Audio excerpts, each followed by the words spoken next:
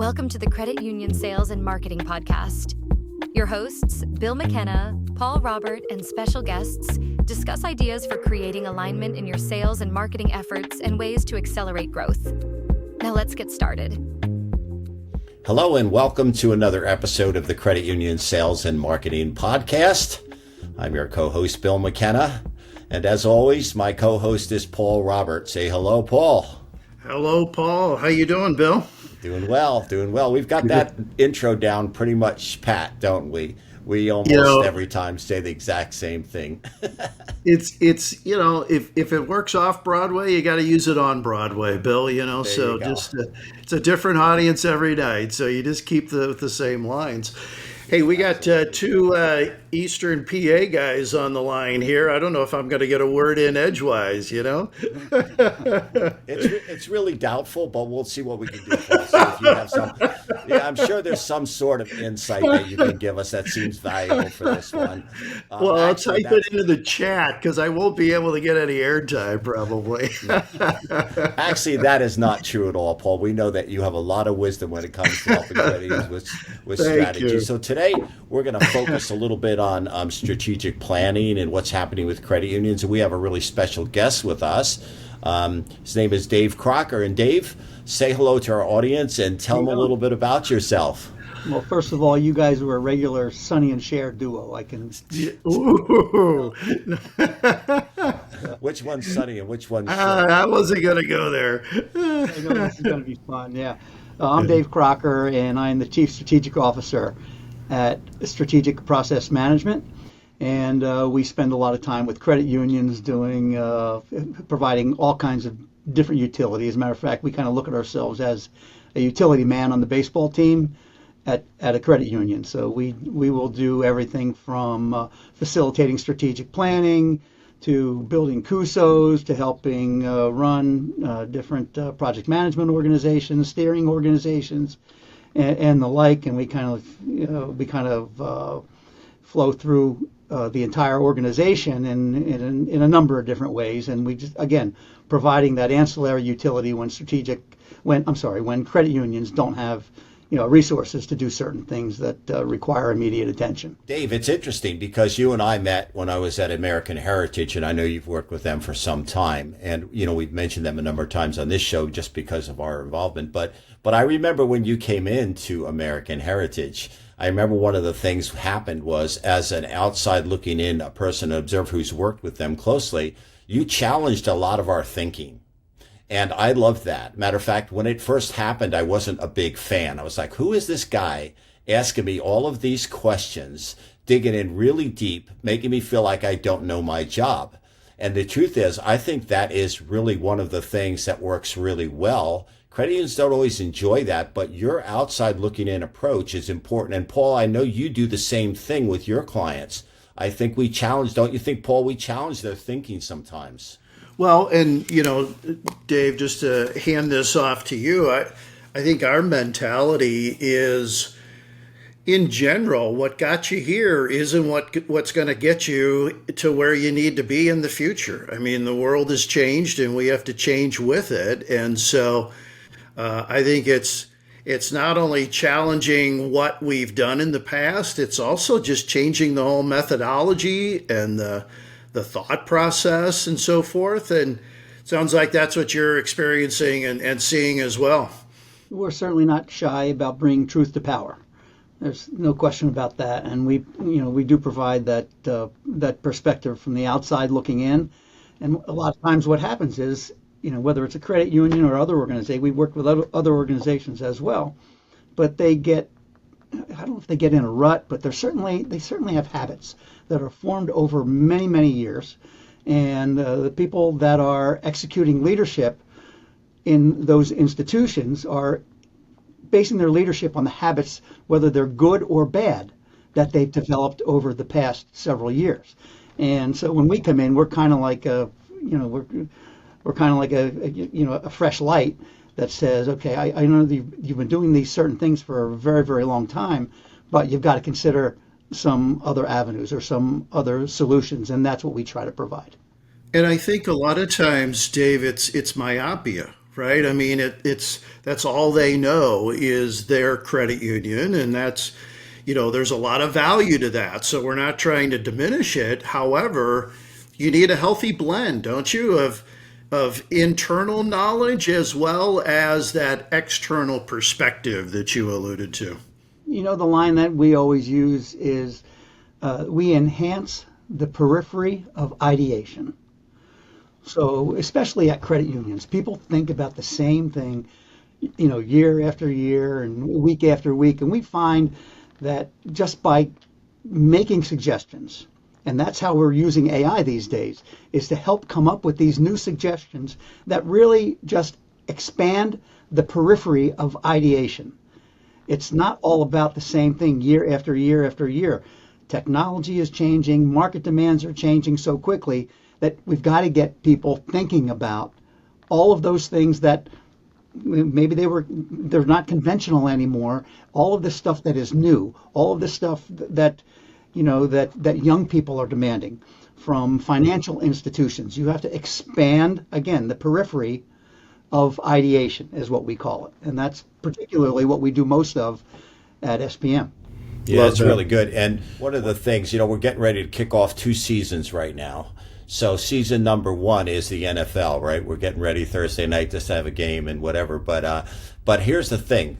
We're also getting ready to kick off a regular season of strategic planning that usually starts about this time with credit unions, sometime in September, October, November, whatever that looks like. And they get in together and how they do it, bring an outside facilitator or they do it themselves or whatever. And they sit down and they talk about their goals. But Dave, what I'd like to chat about a little bit here is it seems to me with my history, and Paul, what you've been through, a lot of times the goals they bring up seem like the same thing for everybody, right? They want to grow loans. They want to add members. They want to deepen wallet share. They want to do all of those things. But there's a lot more to it than that. To really create change, you have to have great alignment. And Dave, isn't that one of the big issues we see is that these people have these goals, but they have so many back end things that are going to keep them from getting there and achieving those goals? Yeah, I mean, it's always difficult for credit unions because, they're juggling multiple priorities all the time. They've got member needs, they've got regulatory demands, technology shifts, competition, et cetera, et cetera, et cetera. And then the board insists that they provide a strategic plan for, and I think they inadvertently say next year. Everybody says, okay, here's a 2026. People are working on 2026 strategic plans. There's not a whole lot that you can do that's going to have strategic influence in 12 months. The 2026 plan should be referenced as a plan that begins in 2026, and the strategic horizon should extend significantly beyond 2026. That's the value of a strategic plan, knowing where you want to go and then try to build something accretive to those longer term goals, which is what we try to bring to the table. But you're right, the credit unions in particular are doing, they have so many different balls in the air all the time. They're always addressing the churn, and you've got to make sure that the churn, meaning those daily to-do lists, you got to make sure that that stuff doesn't get included too much in the strategic plan. Okay, there's a difference between department to-dos and strategic planning. And so, that's one of the biggest problems, I think. And then what you're talking about, when you talk about organizational pillars, what are we doing for our members? What are we doing for our community? What are we doing for our innovation? What are we doing in order to be relevant in the community? If you look at strategic plans like we do every day, and you look at strategic plans from someone that has had plans 2 or 3 years ago, it's often that next year's strategic plan sounds a lot like last year's strategic plan. Why? Because they're always trying to do something for members, always trying to do something for efficiency, always trying to do something for technology, et cetera, et cetera. There's about 6 or 7 what we call corporate pillars or sustaining objectives. Those are different than strategic goals. And once you decide that these are going to be our pillars, this is the character of our credit union. This is what we stand for. And each one of those titles that you just mentioned, Bill, Those titles like, what are we going to do for our members? What are we going to do for our community? There should be a very specific title to each one of those ideas that your strategic plan should address every single year, right? So it might mean that your marketing department is going to be doing something for the benefit of your community. They're going to be doing something for the benefit of your members, of your technology, for your future. These are all pretty common, but those things need to be designed in to strategic planning that says, I know the 6 things that are strategic pillars that are going to last every year. We got to make sure that we address those every year. And at the same time, we have to expand the periphery of ideation. We've got to come up with new ideas that support those strategic pillars that you were just mentioning, Bill. Yeah, that makes a lot of sense. Dave, talk to us about the different perspective of the leadership team versus the board in the context of what you just laid out, having that vision on the strategic pillars and then acting on it. Talk to us about the different roles that those two groups should play going forward. Yeah. So the board of directors, their job is to evaluate management, and management, in our opinion, certainly management's job is to run the business. Certainly, the board has to approve everything, but where we see a significant gap is that typically a senior management team is not necessarily prepared to report in a board fashion, if you will. So senior management teams, typically in a credit union, they come from management. They're put on a senior management team, and there's a big difference in the job description if you happen to be a VP or an executive vice president versus a departmental manager. You've got to be a leader and you've got to be a visionary. That's what the board wants to hear. They don't want to hear about problems at the transactional level. They want to hear that you have solutions that provide vision and that you have the ability to lead in order to get there. That's the biggest difference that we see. And the frustration of the board is often that there is not a strategic horizon that is far enough out in the distance that allows them to appreciate where the credit union is headed. And so the reason that they don't have that appreciation is because the leadership team needs to know the language of the board, needs to know what they're expecting, and needs to be able to prepare that in the form of a vision, and then all of the leadership qualities that convince the board that those are the right people in order to lead this particular credit union to those often 2 or 3 or 4 year distant goals. And that's what you should be looking for. If you're a board member, that's typically what they're looking for, and that's what the leadership team should be prepared to present to the board.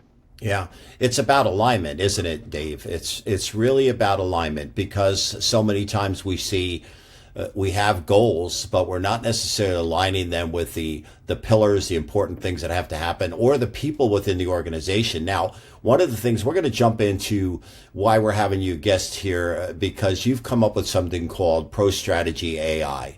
And what ProStrategy.AI does that got my attention, and haven't done this for a while, was that it creates this amazing alignment using AI that is almost impossible for humans to do on their own. AI does something amazing. And I'm going to jump just for a second to this fact, which we all know. They say more change is going to happen in the next 5 years than has happened in the last 50 because of AI. And the credit union industry is not excluded from that rapid pace of change. And you said something about a strategic plan, a 1 year, 2 year, 3 year plan, which is what we have to plan for. That's 3 years. If 5 years things are going to change, we better be on it, because our window is closing quickly for us to be competitive. So Dave, let's just jump back into your product a little bit, ProStrategy.AI, for a second, because this will help us, our listeners, to understand a little bit what that does in compared to the traditional process of strategic planning, which could be done internally through a consultant, but it's a lot of times a similar process. So what's ProStrategy do differently that, how could you sum that up for us? Before I even finish, I got to say this. This is a product you have to see to understand what it's amazing. But Dave, let's just touch on ProStrategy for a second. Here's why I started building ProStrategy. We've actually heard people say that creating a strategic plan is simply a checkbox that they need to execute in the last quarter of the year to give it to their board so that they can get back to their departments and get their daily work done. And I've heard those exact words in the past from a number of different people. Whether they say that or not, strategic planning without any proven process or any specific process always ends up as a chore that the vice presidents have done for their particular department to say, this is what we're going to do next year. This is what we're going to do next summer, is kind of like what it sounds like. This is what we're going to do, and we're going to call this strategy. And if the board approves this, I'm done with my work. And that is frustrating to me. And that's why we developed ProStrategy. What's the difference? ProStrategy says, first of all, we're going to raise the performance of the board of the senior management team, and we're going to have you talking about vision and leadership. Vision and leadership from the corporate perspective. And in order to talk about vision and leadership, in order to be a leader, you have to coordinate everything that your department is doing with everything else that the organization wants and everything else that all of the other departments are doing. And typically what we built, number one, and most importantly, is a process. Now you can go to Gartner, you can go to McKinsey, you can go to Forrester, you can go to any of the analysts, go to Filene and say, and ask them what belongs in a strategic plan, and they'll tell you what belongs in the plan, but they won't tell you how to put them in the strategic plan in an integrated, coordinated fashion, and they won't give you a process for putting that together. And that's specifically what ProStrategy does. We've even had people ask us, there's, right across the header of our software are all of the steps. I've actually had people ask me if I would just send them a copy of all the steps because they had no idea how to put anything together. Gartner tells you, here's all the parts. Take a look at the McKinsey model and you take a look at all of the parts and you'll go crazy trying to figure out how to put them together. It's all important stuff, but the key is in the process and getting everybody to sign up for it. So with ProStrategy, what it does, there's a couple different steps. The first thing that we do is we define what are the corporate goals. The product says, here are the things, and it's maybe 3 or 4 things every year. It might have started as an amalgam of 10 different projects, and you end up with 3 of them once you consolidated things. 3 very high-level projects, or maybe there are 4 or 5. There could be as many as 6 or 7, but I would recommend not more than that. And then and in order to create that, we have to determine what is the strategic value of those goals. And the strategic value in terms of ProStrategy, there's a process called strategic value analysis, which says, basically, I know what we need to do in order to be in business. I know what we need to do in order to be competitive. I know what we need to do in order to be leaders. And I know what we need to do in order to be truly elite in our industry. And ProStrategy actually helps you create those definitions. Once you have those definitions created, you literally have a blueprint that says, here's where we are and here's where we're going. Because each one of the characteristics of those 4 stations, and they are, what is the minimum, what makes you competitive, what makes you a leader, and what makes you elite. Those 4 stages each have characteristics, and each of those characteristics have a date on them that say, we need to have these done by such and such a date. And everybody on the senior management team needs to agree to those. Why? because we use AI now to do two things. Number one, it already knows where you came from, what you did last year, what you're doing now, maybe what you did 2 years ago, where the development or production cycle hasn't been completed yet. And then it says, I know where you want to be a year from now, 2 years from now, 3 years from now. And AI will actually tell you what goals you need to consider today in order to meet the vision of that strategic value analysis at the organization level. And then, I was going to say, then it does the exact same thing at the department level. Each department now knows what the goals are, both short-term and long-term, and each department has a strategic value analysis that says, my department needs to prove that we are accretive to the organization goals, and so therefore, our strategic value analysis says if I'm in the IT department, from an IT perspective, I know what the minimum is that I have to have available. I know what competitive means. I know what leadership means. And I know what elite means. And here are the dates that I have to have these characteristics affected in order to be accretive and coordinated to the overall goals of the strategic plan. And at the IT level, because we have all that information, at the IT level, AI will also generate not only the goals, but at the department level, it also generates the strategic initiatives that support the departmental goals. There are no strategic initiatives at the organization level. Where the rubber meets the road, it's at the departmental level. And all of that detail is designed into the product. And then finally, metrics are assigned to every strategic initiative. And those metrics are defined by the institution. Is what is most important? Is it membership growth? Is it asset growth? Is it your loan to share ratio? Is it savings? Is it revenue? Is it your CapEx? It could be any of those things, and they're all configurable in the product so that at the end of the day, when every department puts together their plan, it all is accretive to the overall plan, and the board of directors can see a very discrete value to each strategic plan. And they see that discrete value on the basis of those metrics that have been configured in the software. And AI puts all of that together. Yeah, it's very fascinating. Here's just a quick shout out to our sponsor, ironistic.com. Hey, in today's world, everyone knows the importance of having a great website and having an integrated digital marketing plan. If your credit union, community bank, or any other company is looking for that help, I can highly recommend ironistic.com. Check them out. Did I talk too much? No. This is a complex topic, and Paul, did you have a comment? Well, I was going to ask Dave, our audience ranges from $125 million credit union up to $4 or $5+ billion. What are the variations from a smaller credit union to a bigger credit union, or how does it manifest itself differently depending on size? Can you comment on that, please? Sure.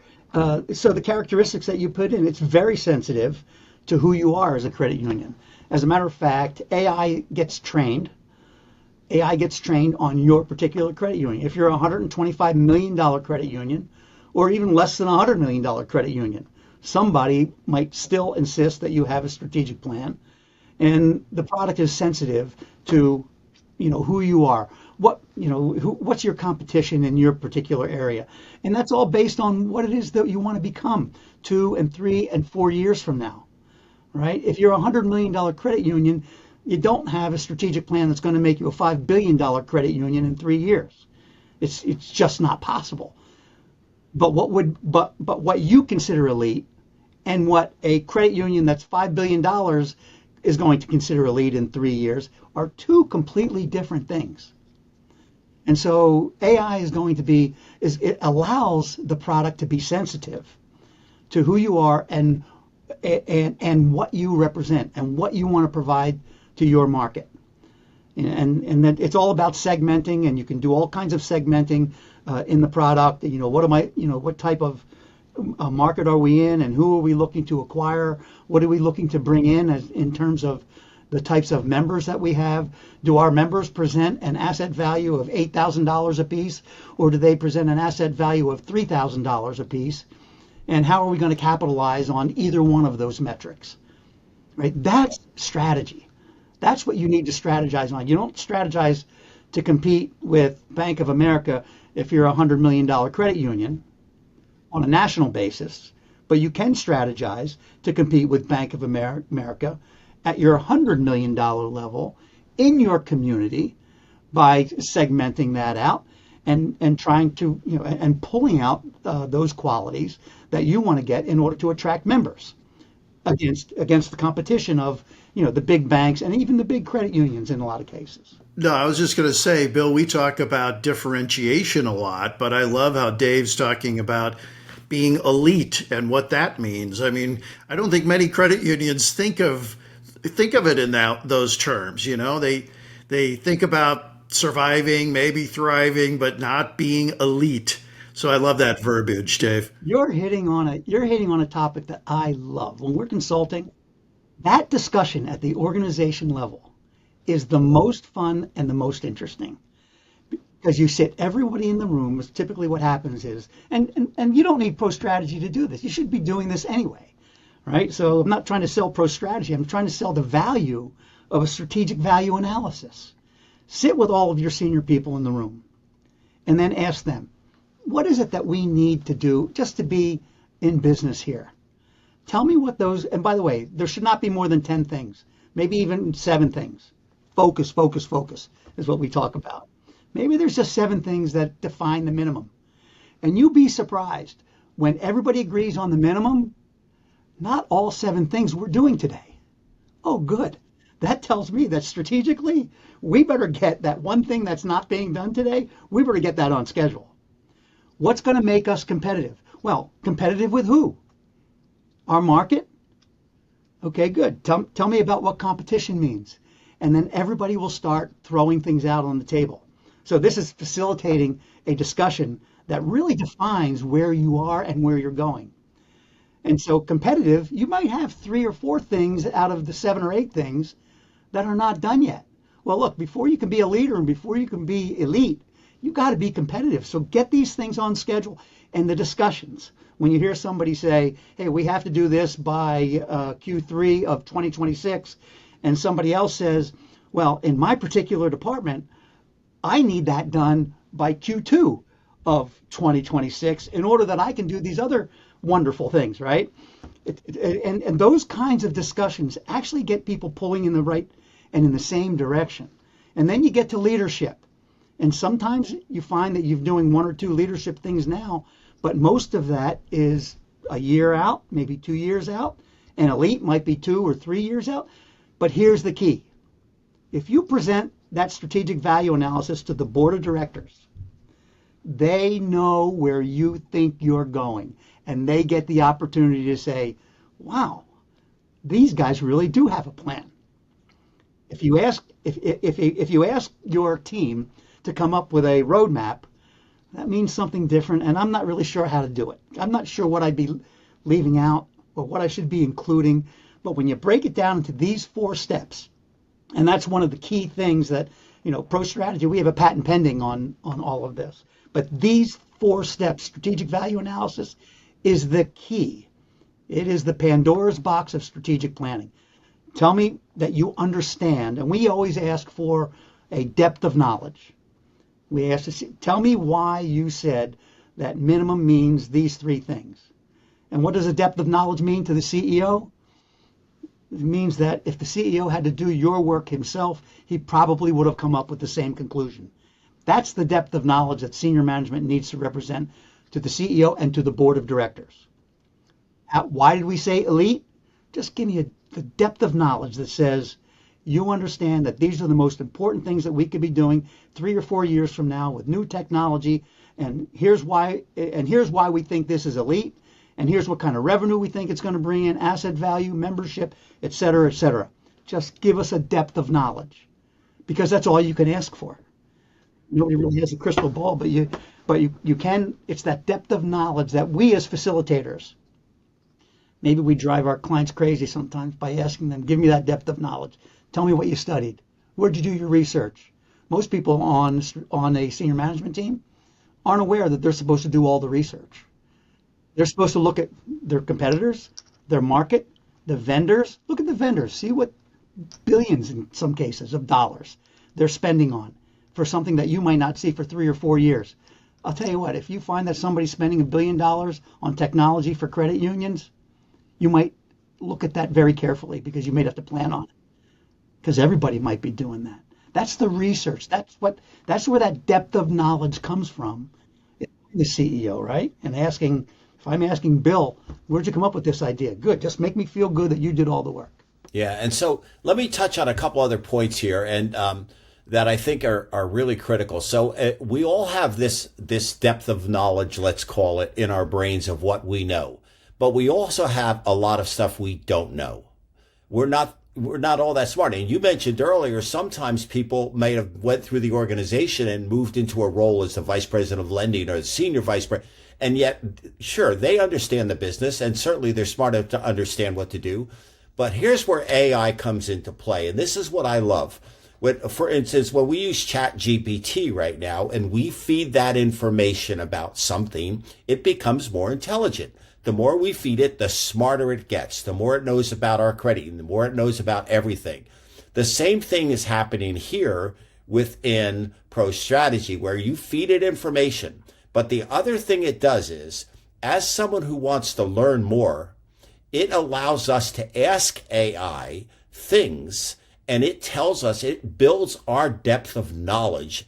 Whatever position we're in within a credit union, it helps us to understand more about how what we do in our department helps the overall goals. So it really becomes a trainer for us, which is something that just doesn't happen if we're doing that siloed thinking in all different places. Again, I get back to the word alignment. And so much strategic planning is not aligned. Bottom line, it is not aligned. So that's where we fall short. And that's where we don't see the gaps in strategic planning, whether it's marketing, IT, whatever that is, whether it's, our LOS system that's not a good, when all those things aren't aligned. That is what the power of AI is doing. It's aligning everything in a way that's just amazing. And I'm not just talking about ProStrategy, but I'm talking about AI in general, that it does some things we could never do as humans in that time frame. So one of the things that you're bringing up is sensitive to me as well, and that is this. And even though we have this wonderful technology called AI, and this particular product uses it very liberally, you don't want AI to own your strategic plan. That's why we say it enhances the periphery of ideation. It helps you conceive of. It helps you develop. You don't want it to write your strategic plan. It has to come from who you are and what you want to be, right? And so, people say, is AI, look, I've written many prompts for this software. As a matter of fact, I even built a prompt generator for this software. If you had enough time, you could do a lot of this stuff on your own using ChatGPT or any other AI generator. But knowing how to integrate all of these prompts allows you to come up with some great ideas. But you don't want the board of directors to say, tell me about this strategic plan and where did it come from, and you not have the answer. It still has to be owned by the team. And that's one of the great things that this product does, because it presents everything in such an obvious fashion.